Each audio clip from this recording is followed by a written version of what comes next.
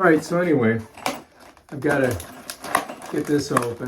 We're going to get one out, right? And then we got to make sure we get a bit that's going to be big enough for this. All right, so this one's about that size, right? So we're going to use that one to get through the drywall. And we may have to, you know, smush it around a little bit to get it. These, I don't like these as much as I like the other ones, but I mean, there's not much we can do. I think they'll work though. We're going to try these, all right?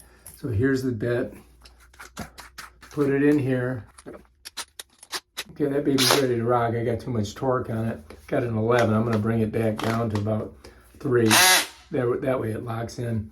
All right, so I got my driver here.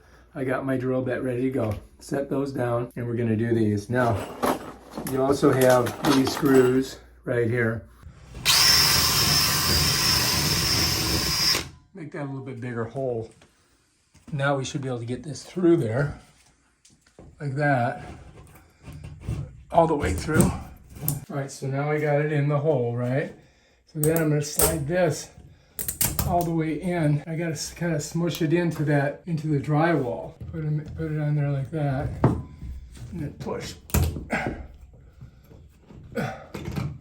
See how that gets like that? And then we can just go ahead and cut that off. Should break off, yeah, like that. So that's definitely gonna work. All right, so once you've got your anchors in, then you could go ahead and grab your screws and just kind of screw them in there. And once you've got them threaded, then you just go ahead and grab your driver and finish the job. And that's it. That's how you use drywall anchors. If you like this video, subscribe to my channel. Check out my other awesome videos. Peace out.